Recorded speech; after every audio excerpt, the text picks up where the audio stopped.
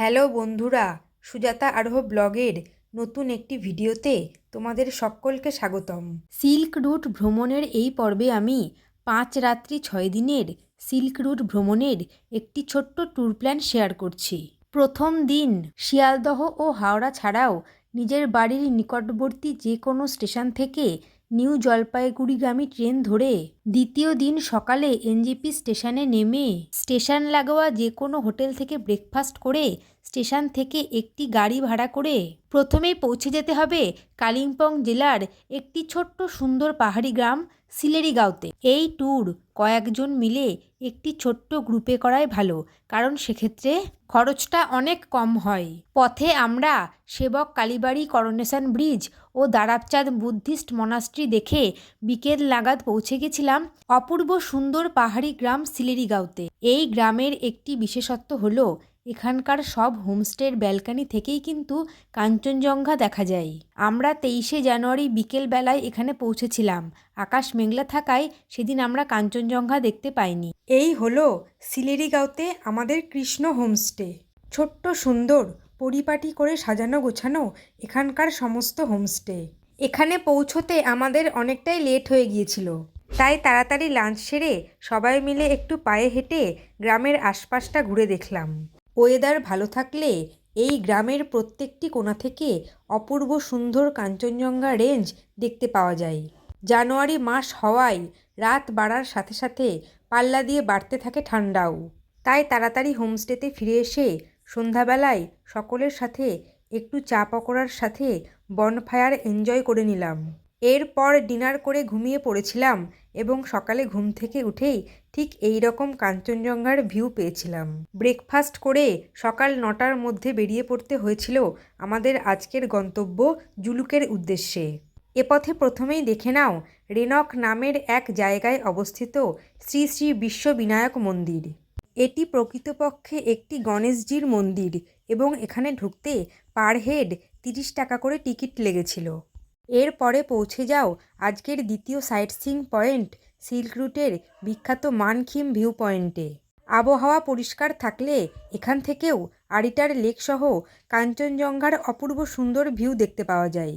কিন্তু আজ সকালে ওয়েদার ক্লিয়ার থাকলেও বেলা বাড়ার সাথে সাথে কুয়াশায় ঢেকে যায় চারদিক। এরপর পৌঁছে যাও আজকের তৃতীয় সাইট সিইং পয়েন্ট আরিটার লেকে। কৃত্রিম এই লেকটির প্রকৃত নাম লামপোখারি। চারিদিকে উঁচু উঁচু পাইন গাছে ঘেরা এই লেকের জলে গাছের প্রতিফলন এসে পড়ে, তাই এই লেকের জলের রং দেখতে সবুজ লাগে। এখানে 100 টাকার বিনিময়ে জিপ লাইন ও বোট রাইডেরও ব্যবস্থা আছে।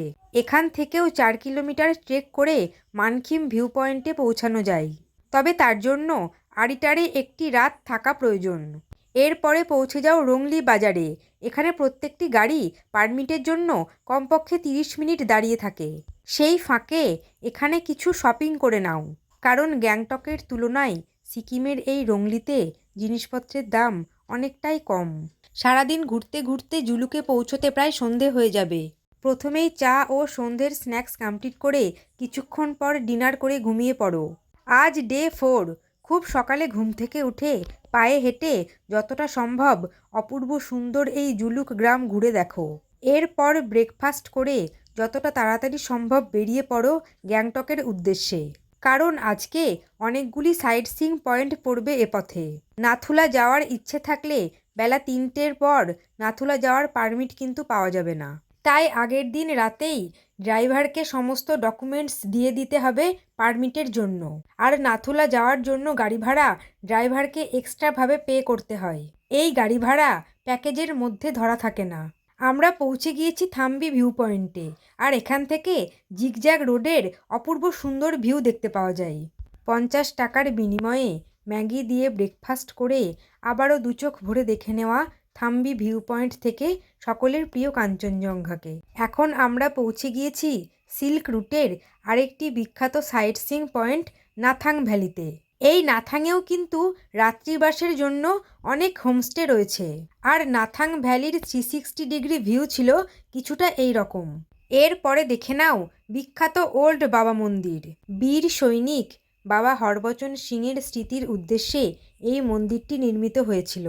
এখানে উপস্থিত সমস্ত জওয়ানদের বিশ্বাস মৃত্যুর পরেও বাবা হরবচন দেশের সেবা করে চলেছেন এবং তার উপস্থিতি অনেকেই এখানে টের পেয়েছে। তার ব্যবহৃত সমস্ত জিনিসপত্র এখানে সুন্দরভাবে সাজানো রয়েছে।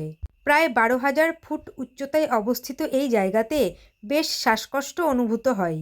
এরপরে দেখে নাও আজকের আরেকটি অন্যতম সাইটসিইং পয়েন্ট, এলিফ্যান্ট লেক বা কুপুপ লেক। সম্পূর্ণ হাতির মতো দেখতে লাগার কারণে এই লেকটির নাম হয়েছে এলিফ্যান্ট লেক বা কুপুপ লেক। এই জায়গার 360 ডিগ্রি ভিউ ছিল কিছুটা এই রকম। দিনের বেশিরভাগ সময়েই প্রচণ্ড বেগে হাওয়া চলে এই জায়গায়। চলো দেখিয়ে দিই কেন একে এলিফ্যান্ট লেক বলা হয়। এই ওই ওই কোণাটা হচ্ছে হাতির সুর যেটা, আর এই দিকটা পিঠ, বডি, এই যে হাতির পিছন, এখানটা দুটো পা, আর এই জায়গাটা দুটো পা।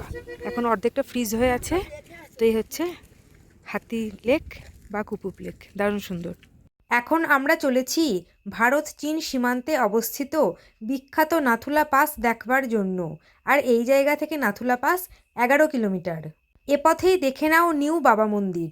সময়ের অভাবে আমরা সেখানে নামতে পারিনি। ইস্ট সিকিম থেকে গ্যাংটক যাওয়ার যে মেন রাস্তা, সেখান থেকে 3 কিলোমিটার উপরে উঠতে হয় নাথুলা পাস যাওয়ার জন্য। 15,000 ফুট উচ্চতায় অবস্থিত হওয়ার কারণে এই জায়গায় বেশ শ্বাসকষ্ট অনুভূত হয়। তাই এখানে বেশি জোরে জোরে হাঁটা বা লাফালাফি করা একেবারেই উচিত নয়। নিজের শারীরিক সক্ষমতা অনুযায়ী আস্তে আস্তে এগিয়ে চলাই ভালো। ওই কাঁটাতারের এই পারটা হচ্ছে ইন্ডিয়া আর ওপারটা হচ্ছে চায়না। হাত দিয়ে ছুঁয়ে এলাম চীন দেশের মাটিকে। অপূর্ব সুন্দর এই অনুভূতি। এরপরে দেখে নাও আজকের last sightseeing point, Changu lake. ওই দূরে আই লাভ ছাঙ্গু লেখা ছিল, যদিও মোবাইলের ক্যামেরায় সেটা একদমই ভালো বোঝা যাচ্ছে না। ছাঙ্গু লেকের 360 ডিগ্রি ভিউ ছিল কিছুটা এই রকম। এখানে অনেক চমড়িগাই রয়েছে, সেগুলিতে ওঠার জন্য একটু বার্গেনিং করে নেওয়াই ভালো। এখানে রোপওয়ে রয়েছে, তাই হাতে সময় থাকলে রোপওয়েতে ওঠার মজাও নিতে পারো।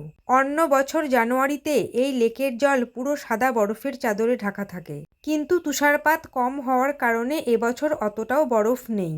এরপর গাড়ি ছেড়ে পৌঁছে যাও ছাঙ্গু থেকে 60 কিলোমিটার দূরে অবস্থিত গ্যাংটকের হোটেলে। এতগুলি সাইটসিইং পয়েন্ট দেখে গ্যাংটকে পৌঁছতে প্রায় বিকেল হয়ে যাবে। লাঞ্চ সেরে কিছুক্ষণ রেস্ট নিয়ে বেরিয়ে পড়ো গ্যাংটকের বিখ্যাত এমজি মার্গ ঘুরে দেখে নিতে। কেনাকাটা করার ইচ্ছে থাকলে এমজি মার্গের থেকে লালবাজারে জিনিসপত্রের দাম অনেকটাই কম। হোটেলে ফিরে ডিনার করে ঘুমিয়ে পড়ো। গ্যাংটকে আমাদের হোটেলের নাম ছিল আকসামাস হোম।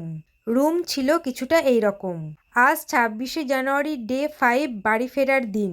খুব সকালে স্নান সেরে চা বিস্কুট খেয়ে প্যাকড করা ব্রেকফাস্ট নিয়ে বেরিয়ে পড়লাম এনজেপি স্টেশনের উদ্দেশ্যে। অত সকালে ব্রেকফাস্ট করা সম্ভব হয়নি, তাই হোটেল থেকে ব্রেকফাস্ট প্যাক করে দিয়েছিল। তিস্তা নদীর পাড়ে এই সুন্দর লোকেশনে আমরা ব্রেকফাস্ট করেছিলাম।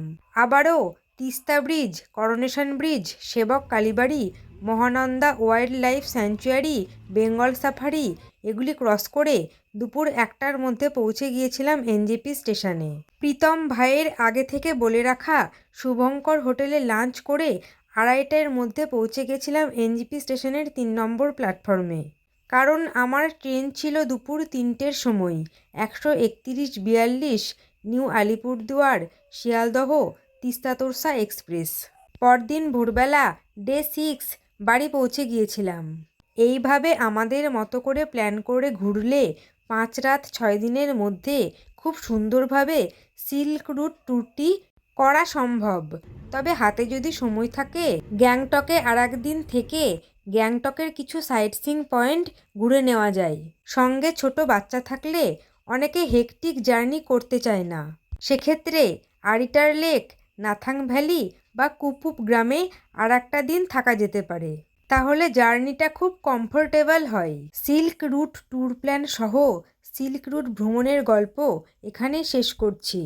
খুব তাড়াতাড়ি দেখা হচ্ছে নতুন কোনো ভ্রমণের গল্প নিয়ে। ততক্ষণ পর্যন্ত সকলে সুস্থ থেকো, ভালো থেকো, সঙ্গে থেকো। টাটা।